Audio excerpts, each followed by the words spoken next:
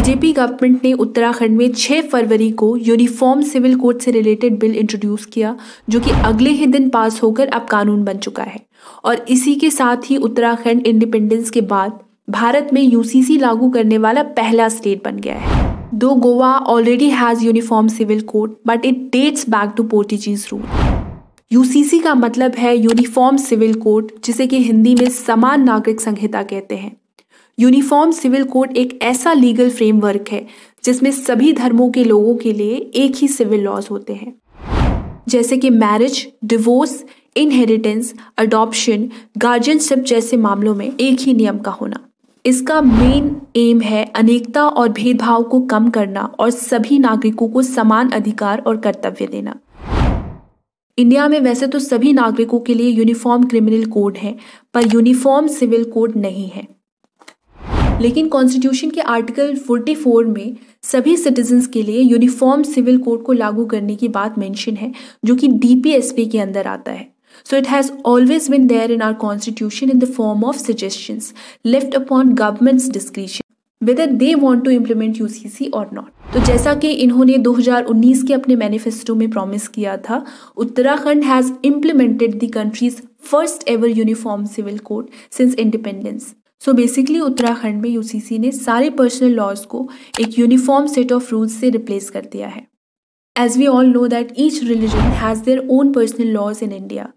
Hindus के अपने personal laws हैं, Muslims have their own personal laws and so do the other religions.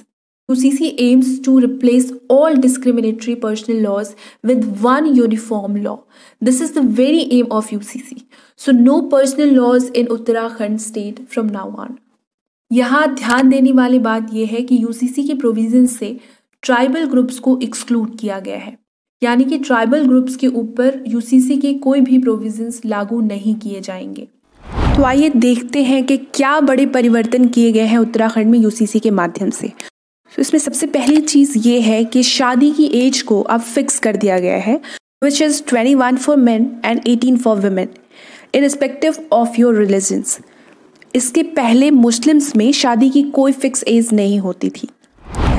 Secondly, UCC has banned polygamy, यानी कि बहु विवाह पर रोक, means you can take only one spouse. इसके अनुसार पति या पत्नी के जीवित रहते दूसरी शादी नहीं कर सकते जब तक कि आपकी पहली शादी से डिवोर्स ना हुआ हो, और यदि आप पहली शादी के होते हुए दूसरी शादी करते हैं तो इसमें 3 साल की सजा और 1 लाख के जुर्माने का प्रावधान है। इसके पहले मुस्लिम पर्सनल लॉ के हिसाब से मुस्लिम लड़के एक साथ 4 शादियां कर सकते थे, जो कि अब नहीं कर सकते। इसके साथ साथ शादी का रजिस्ट्रेशन मैंडेटरी होगा और ऐसा ना करने पर सरकारी सुविधाओं से वंचित करने का प्रावधान है। इसके अलावा अगर कोई लिव इन रिलेशनशिप में है तो उसे डिक्लेयर करना होगा, उसकी रजिस्ट्रेशन करानी होगी, और ऐसा ना करने पर 6 मंथ की सजा का प्रावधान है।